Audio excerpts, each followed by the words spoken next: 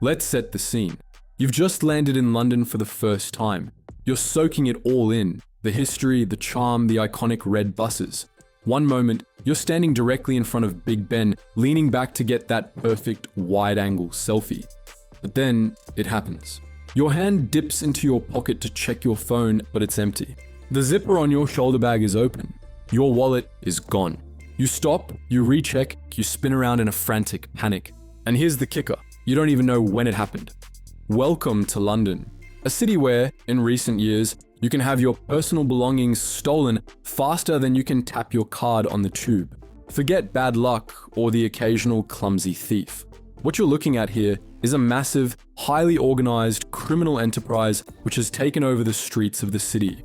Because quietly and with startling speed, London has transformed into one of the worst pickpocketing hotspots in the entire world, and it happened almost overnight. The numbers tell an undeniable, deeply unsettling story. According to a massive wave of recent reports, every single one of the top 10 pickpocketing hotspots in the entire United Kingdom is now located within the Greater London area. The Metropolitan Police recorded an unprecedented surge in theft in 2024, reporting a total of over 64,000 mobile phone thefts, the vast majority of the UK's total incidents. Analysts estimate that high-value smartphones stolen in London in a single year are worth over £50 million on the black market. This is industrial-scale crime that has earned London the unwelcome, notorious label of Europe's phone theft capital. These crimes are concentrated in the exact locations where tourist foot traffic is highest and wallets are heaviest. The historic must-see zones of Oxford Street, Piccadilly Circus, Westminster Bridge, Covent Garden, and Camden Market have become reliable goldmines for anyone with quick hands and a total lack of morals. At the same time, the London Underground has become a high-speed, high-density war zone for petty crime. In 2024, the British Transport Police recorded nearly 12,000 mobile phone thefts alone on the Tube network. Take the Victoria Line, for example. Despite being one of the shortest lines on the entire network, it shockingly recorded over 2,000 phone thefts in one 12-month period. That translates to an astounding 156 phones stolen for every single mile of track. So, who's behind all this? Well, the thieves operating in London are highly skilled professionals, often working in teams of 3 or more, who view pickpocketing as a high-volume, low-risk sport. Their techniques are so refined they border on performance art. It's often designed to exploit the very human tendency to be polite and distracted. One thief might distract you by dropping a coffee to your right, while another bumps into you from the front. While you're profusely apologizing for not watching where you're going, he's already pocketing your wallet and continuing on his way. In recent years, the problem has been exacerbated by the proliferation of e-bikes and e-scooters. Thieves on these devices can ride up onto crowded pavements at speed, snatch a phone right out of a person's hand mid-text, and then disappear down a side street faster than any pursuing officer could possibly follow. They use balaclavas and hooded clothing to remain completely unidentifiable, treating the public pavement like a high-speed, risk-free theft lane. To truly understand London's sudden dramatic shift into a pickpocket hotspot, we have to trace the international networks behind the activity. Law enforcement have consistently linked a significant portion of organized pickpocketing in London back to sophisticated crime syndicates originating from the Balkans, especially Romania and Bulgaria. These networks are highly professional, often family-based, and operate a rotating cast of teams across Europe's major tourist cities of London, Paris, Milan, and Barcelona, shifting operations wherever tourist distraction is highest and local policing is perceived as weakest.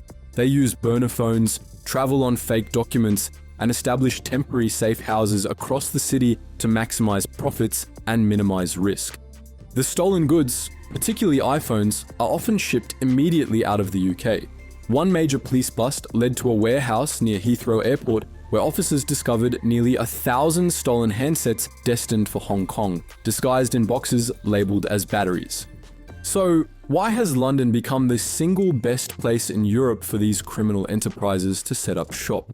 The truth is, it's a perfect confluence of factors that creates a highly profitable, low-risk environment. First, you have the sheer volume and affluence of the targets. London is one of the most visited cities on Earth, drawing millions of wealthy tourists every year who carry top-of-the-line smartphones, expensive designer bags, and multiple forms of contactless payment. Second, the infrastructure works against the police. The vast, sprawling London Underground network and back alleys offer hundreds of quick escape routes. The city's famous congestion and narrow streets allow thieves on fast e-bikes to operate with impunity, snatching and fleeing before a patrol car can even turn a corner. Third, and perhaps most critically, London has suffered from a sustained reduction in visible street policing. Police funding cuts since the 2010s have resulted in fewer officers patrolling the city centre. This has created a vacuum of authority. This means the criminals face minimal threat of immediate arrest. They've recognized that the risk-to-reward ratio in London is heavily in their favor. Basically, they know they can ply their trade and the British police aren't going to do anything about it. And even in the rare case they do get caught, the punishments are usually fairly soft anyway. The final piece of the puzzle is the post-pandemic tourist boom. Millions of people flooded back into the capital, excited to travel after years of lockdowns. But the public safety and enforcement infrastructure simply failed to keep up with the overwhelming surge in foot traffic. This created a massive target for criminal syndicates who were ready and waiting to exploit the renewed chaos. To be absolutely fair, London police are not standing entirely still. They've launched task forces specifically aimed at tackling theft from person on the London Underground, and dedicated patrol units operate in the most notorious boroughs like Westminster and Camden. Plainclothes officers are constantly deployed at tourist attractions to try and catch thieves in the act. But their efforts are consistently hampered by what can only be described as the arrest paradox. The first issue is one of priorities and resources. Pickpocketing, despite its high volume and multi-million-pound economic impact, is generally classified as a non-violent crime. This means it's automatically considered low priority when compared to serious assaults, knife crime, or homicides. The police are simply stretched too thin to dedicate the necessary resources required to tackle an industrial-scale operation like organized pickpocketing. The second issue is the speed of the crime and the lack of evidence trail. By the time a tourist realizes their phone is gone and police begin an investigation, the device has already been wiped and packed in a shipping container on its way to Asia. The probability of recovering these items is negligible, and the chance of catching the original thief is even lower. The final, fatal blow to many cases is the difficulty of prosecution. Even when arrests are successfully made, and they are, the rate of successful prosecution is alarmingly low. Suspects often vanish before trial, or crucially, the victims are international tourists who have already left the UK and cannot return to provide testimony. These Balkan pickpocket gangs are experts at playing the system, knowing that even if they're caught, the legal consequences are often minimal. To make it even easier, they'll even deploy juveniles and women on the front line of these operations due to the reduced legal consequences they face. It's a game the syndicates have mastered, and for now, in the heart of one of the world's most famous cities, they are winning. They're nabbing your phone and laughing in the face of the law while they do it. But we want to hear from you. Have you ever had your phone or wallet stolen in London or in any other major European city? Were you one of the lucky ones who noticed it happening, or was your stuff gone for good?